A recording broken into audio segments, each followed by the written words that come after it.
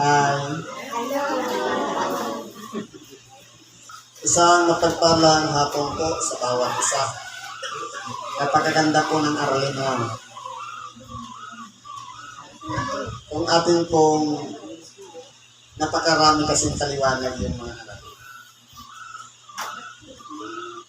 Ang una, sa Roma. Pero bago po magbigay ng pagpapaliwanag, sa pangalan po ng dakilang Panginoong Jesucristo, nandito tayo sa pagpapatuloy ng gawain sa makatuwid bagay ang pagkakaloob ng tinapay ng buhay o salita ng Diyos. Ngayon, ang aralin, angkop ngayon. Kaya lang sabi sa Roma, basahin natin, ang kapitulo ay 7, versikulo 14 hanggang sa 25. Ganito ang sabi. Sapagkat nalalaman natin na ang kautos ay sa Espiritu, ngunit ako'y sa laman na ipinagpili sa ilalim ng kasalanan. Halimbawa, ano yung kautosan? Mga puyat. Sample. Mga puyat, ibig sabihin, pagtiisan na hindi makatulog. Ngayon, ang kautosan sa Espiritu, yung pagpupuyat o yung pagtitiis na hindi makatulog, yan po ay utos. Pero tayo ay nasa laman na ipinagpili. Bakit? Dahil po sa kasalanan o sa ilalim ng kasalanan. Na ang kautosan ay isinulat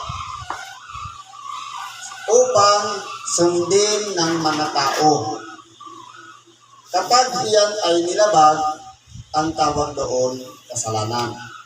Sapagkat ang kasalanan ay pagsalansan sa kautusan.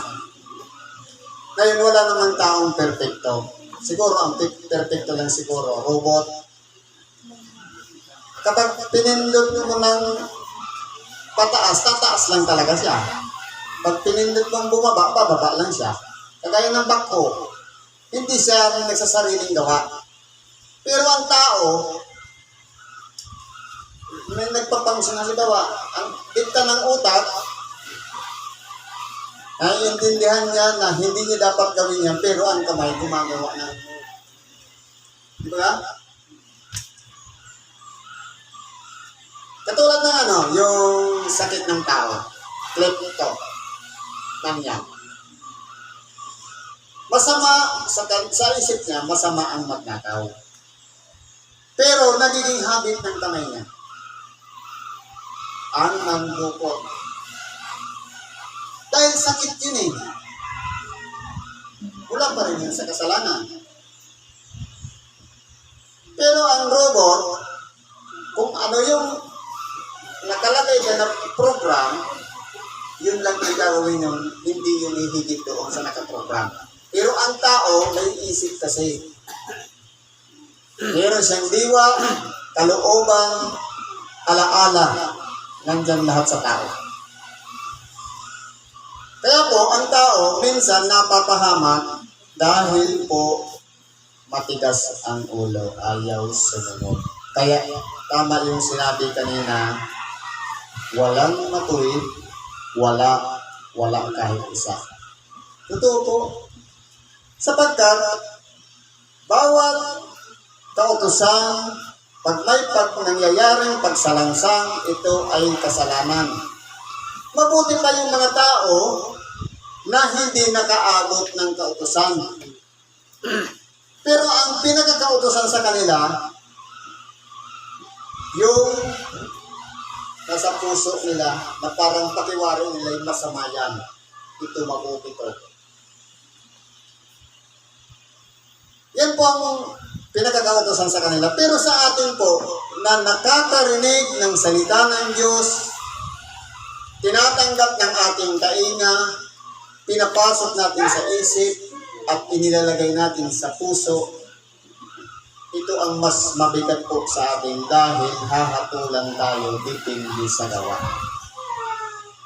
Ang pagbabatayan ng paghatol, yung aral na ipinagkaloob sa atin, na ipinahayag ng tagapangaral, ng ebanghelista, ng mga pastor, o sino pa man na nagpahayag ng salita ng Diyos, na pinagkatiwalaan ng Diyos para magbahagi ng salita ng Diyos. Tayo pong mga tagapakinig, ang tumatanggap, ito po yung aral na pagbabatayan na sa oras na ito'y tinanggap natin at hindi ginawa, doon tayo hahatulan. Kaya nga itinuturo ang pag-ibig, sapagkat kung tayo po ay napasasakop sa kapangyarihan ng Espiritu Santo at ang mga bunga ng ating ginagawa ay bawang bunga ng Espiritu Santo sa makatuwid bagay. Ang umibig sa kapwa, katulad ng pag-ibig sa sarili, hindi tayo sakop ng kautusan. Sapagkat ang kautusan ay sa Espiritu. Kung tayo ay nasa Espiritu, wala pong kautusan para sa atin. Sapagkat nananahan sa ating kalooban mismo ang Espiritu Santo. Pero yung mga nangasalamang, yun po yung magsasabi na ang kautusan ay sa Espiritu, pero ako'y nasa lamang.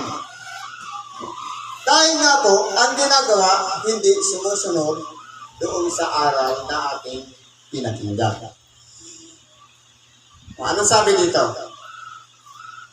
Sapagkat ang ginagawa ko'y hindi ko nalalaman. Halimbawa, anong ginawa natin ngayon? Ang ginagawa ko'y umidlip habang nag-iibanghilyo. Hindi natin nalalaman dahil nagkagano na tayo.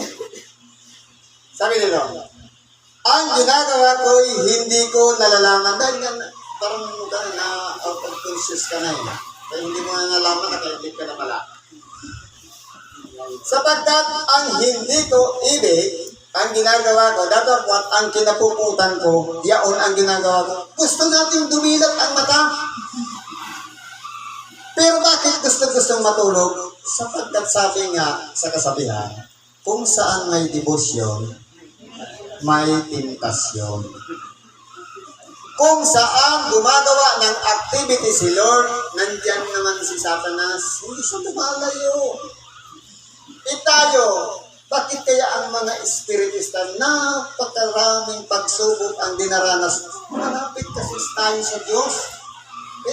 Kung paano masigasig ang ating pagsamba, pagdako sa mga kapatid na hindi na nakakapunta ng templo, pagtulong sa mga may karamdaman, may kaakibat pa yan na pagsubok pagka minsan niya pinababagsak sa pinaghiwa-hiwalay.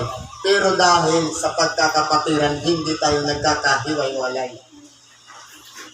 Pero sa iba, kapag hindi ka na nagbibigay ng kaloob, wala nang pakialam ang pastor.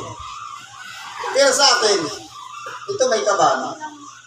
Walang pakialam naman dito kung magbigay ka dyan o hindi. Ang mahalaga, yung kaluluwa ng bawat isa sa atin. Mahal na mahal ka, kaya ka nandito ngayon. Sabi nga nila, glory to God.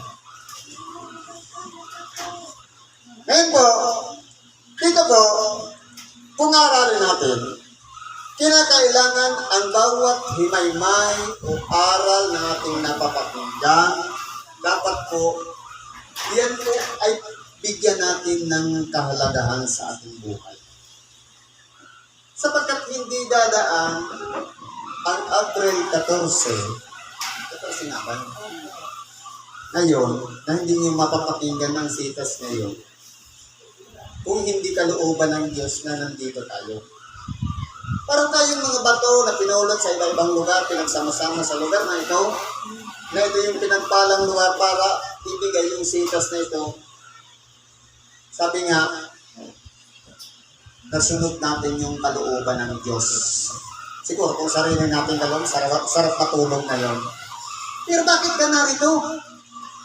Ang sadya mo ba dito matulog? Bakit ka natutulog? Ang sadya mo magsamba. Pero bakit nakakatulog? Dahil nga tayo'y nasa laman. Ang kautosan o kaya ang Ebanghelyo ay sa Espiritu, tayong mga tao ay nasa laman, kaya sumasalungat po ang laman sa nais ng Espiritu. Ngunit, ang hindi ko ibig, ang siyang ginagawa ko, ay sumasang-ayon ako na mabuti ang kautosan. Tayo ba, sumasang-ayon ba tayo na mabuti ang kautosan? Kapag tayo'y sumasang-ayon sa kautosan, ang mangyayari sa atin, ang mga bagay na gusto natin gawin ay hindi natin nagagawa, at yung mga bagay na ayaw natin ginagawa o ayaw natin gawin, ang siya nating ginagawa. Magkaiba po yun. Gusto mong gawin, nakaprogram sa utak, ito ang gagawin mo ngayon.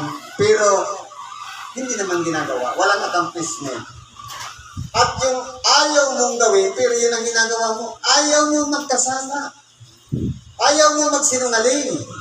Ayaw mandaya sa kapwa. Pero bakit yun ang ginagawa? Ano ba ang nagdidikta? Bakit nangyayari yun? Kasalanan.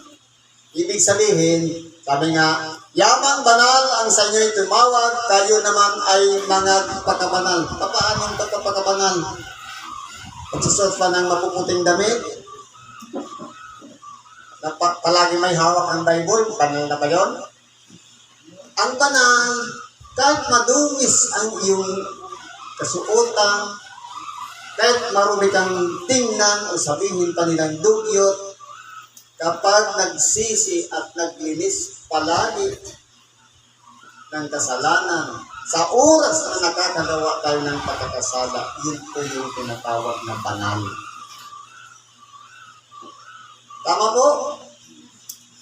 Kaya po, ang pagkakabanal, hindi panlabas, kundi panloob na kabutihan at kalinisan ng puso. Kaya ngayon, hindi ako ang gumagawa nito, kundi ang kasalanang tumitira sa akin. Kaya po, kapag ang isang bagay na gusto natin gawin, hindi natin nagagawa, at yung mga ayaw natin gawin, ginagawa natin, mayroon tayong kasalanan. Anong kailangan dyan? Humingi ng tawad. Dahil, kapag nakahingi na naman tayo ng tawad, marireformat na naman yung utak natin. Ito pala ang gawin ko. Kasi, hindi ba masunurin tayo kapag tayo nakapaglinis ng kalooban? Takot na takot tayong magkasala. Pero kapag nakakumit tayo ng isang kasalanan, kahit malaki man yan o maliit, basta man nalaban, kasalanan yun. Yun na yung opportunity ng kalaban para yung mga bagay na hindi na kayang kontrolin ng utak natin, nagagawa na natin. Ganun po yun. Halimbawa, di ba sabi ko kanina, pagtulog. Ang gusto natin, dilat ang mata habang ipinapangaral lang Ebanghelyo hanggang matapos. Yan ang nakaprogram sa isip natin. Pero, bakit kaya ako nakaidlip? Dahil may kasalanan ka. Siguro late ka dumating. Siguro hindi ka nanalangin umalis. O baka may nagsinungaling ka muna bago nakarating dito. Kaya po, kung maaralin natin, marami pong pagkahulugan ito.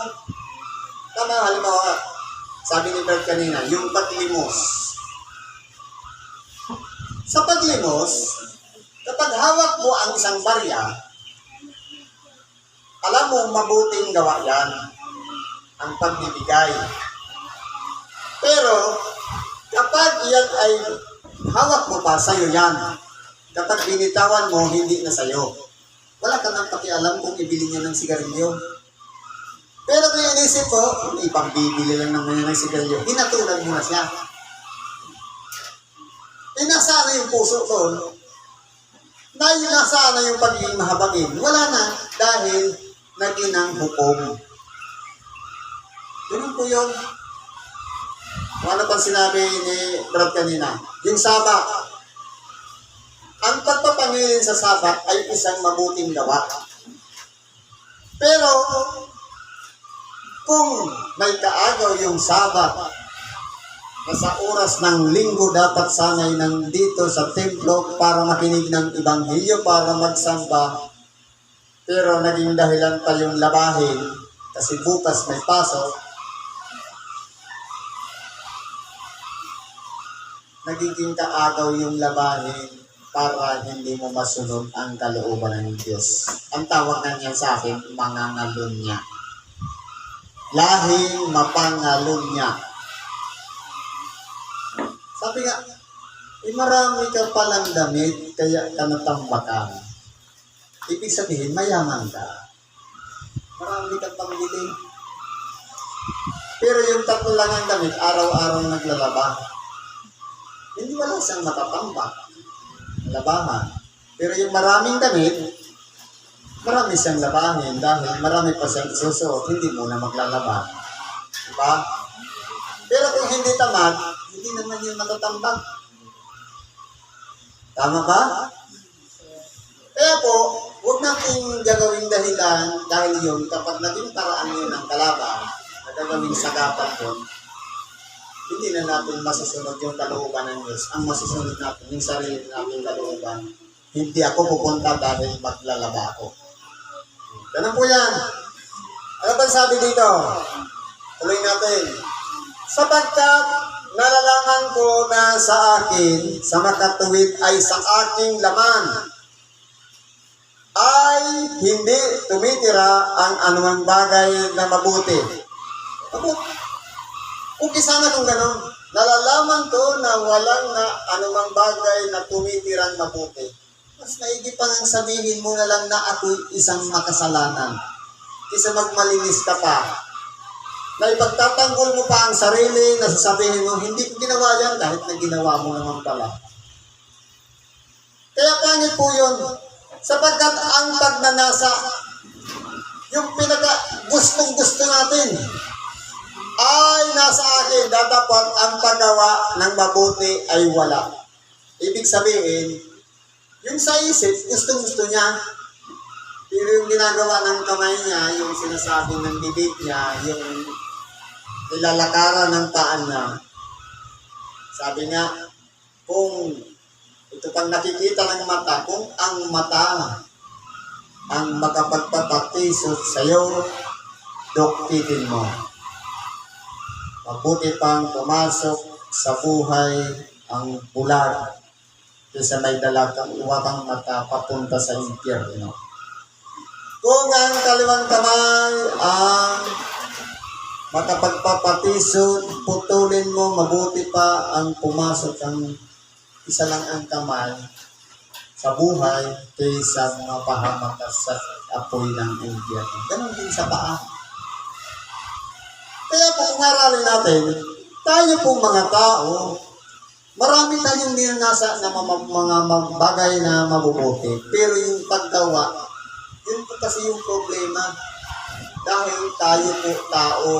Ang kasagabalan dyan, yung kahinaan, yung weakness, ano pa, karamdaman. Minsan dahilan yan. Ano bang ginagamit ng kalaban? Laman. Yung hilig ng laman, mga bisyo, yung mga kahinaan, karamdaman, palaging nagpuproblema, maraming iniisip, abalang-abala sa kung ano-ano, yan po, gawain yan ng laman. Pero ang mga bunga napakarami din. Minsan, natuto na tayong mandaya, manloko. Minsan, magagalitin na. Napupuo. Kung pag may diskusyon, kampi-kampihan na. Pero kung nandyan ang Espiritu Santo, ang magiging bunga po niyan, pag-iibigan. Ano bang bagay na masakit sa kapwa o masakit sa kanyang sarili, ay huwag nang gawin sa kapwa. Yun po yung pinakasama rin yan. Moral natin daw. Sapagkat ang mabuti na aking ibig ay hindi ko ginagawa, ngunit ang masama na hindi ko ibig ang siya kong ginagawa. Alam natin, dalawa lang ang nilalakaran ng tao. Mabuti at masama. Yung masama, gusto nating gawin, pero hindi ginagawa. Pero yung masama na ayaw natin gawin, yun ang nagagawa natin. At yung mabuti na gusto natin gawin, hindi natin nagagawa. Dahil nga po may balakid sa ating buhay, kaya nangyayari yan sa ating buhay. Kaya nga nasumpungan ko ang isang kautusan na ibig kong gumawa ng mabuti, ang masama ay nasa akin. Kaya sa oras ko, na kapag meron tayong mga pinaplano, meron tayong gustong gawin sa buhay, gusto nating maging matuwid, gusto nating maging mabuti sa harapan ng Diyos at ng mga tao, kinakailangan kong aralin natin, ang kautusan po talaga ay sa Espiritu. Pero tayo, nasa laman. Sa makatuwid, magkasalungat po kasi ang nasa ng Espiritu at ang nasa ng laman. Pero komposisyon niya ng tao. Dahil ang sangkap ng tao, tatlo. Una, Espiritu. Pangalawa, kaluluwa. Ikatlo, katawan. Kaya nga sabi tao, tao. Nandiyan sa mukha natin yan. Sapagkat ako'y nagagalak sa kautusan ng Diyos ayon sa pagkataong loob. Ang kautusan ng Diyos, gustong-gusto natin gawin yan. Gustong-gusto natin sumunod. Anong tawag sa atin? Believers, mananampalataya. Followers, tagasunod. Buti pa nga yung sa YouTube, sa Facebook, may maraming followers, pero si Christ na wala. Walang followers. Walang tagasunod. Dahil po sumasalungat yung ating mga gawa. Katulad din naman yan ay panunood mo ng Facebook. Kung followers ka, hindi mo kakaligtaan ng bawat video na inaabang-abangan mo yun para mapanood. Dahil followers ka. Ganon din naman sa Ebanghelyo. Kung followers ka ni Christ, hindi mo sasayangin ang isang araw ng linggo na hindi ka dumako ng templo para mapakinggan mo ang Ebanghelyo. Yan ay para sa ating lahat yan. Kumbaga, parang ayaw nating mamiss yung Ebanghelyo.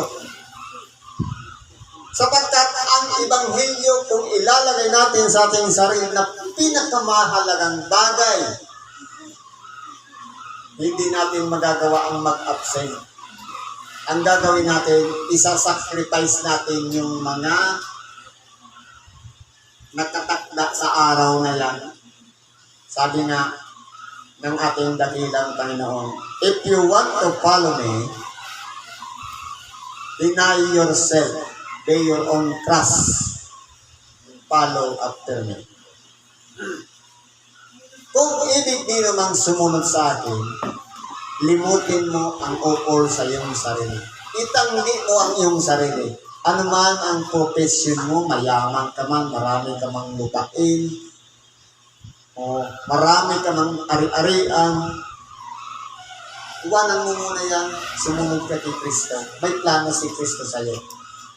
Marahil, kapag sumunod ka kay Kristo, ang lahat ng mga bagay na nawala sa iyo, ibabalik yan.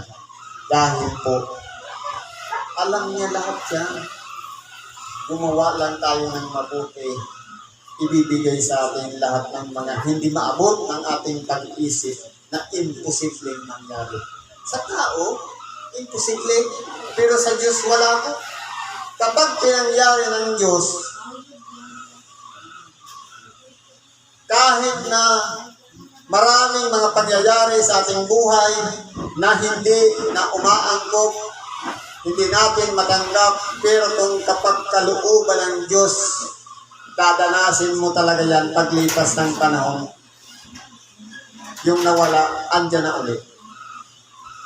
Kalooban niya ng Diyos. Ngayon, bilang tayong tao, sumunod lang tayo sa kautusan ng Diyos. Gusto natin, hindi lang tayo mabuhay bilang nasa katawang laman o material, kundi kaya i-divert natin ang ating sarili sa mga spiritual na bagay. Ang kautusan sa espiritu, tayo nasa laman. Marami tayong mga pinanghihinayanan, marami tayong mga gustong abutin, marami tayong mga pangarap, pero kapag minsan, may proseso ang lahat ng bagay bago nangyari sa atin. Kaya po, kung aralin natin ang mga mensahe, marami po tayong matututunan.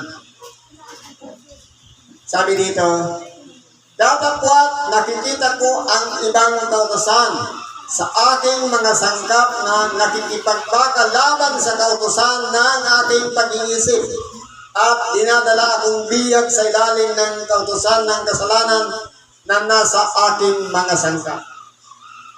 Kaya po, nakikita natin na mayroon pang kautusan. Sa makatuwid bagay yung kautusan mismo ng Diyos na mas mahalaga.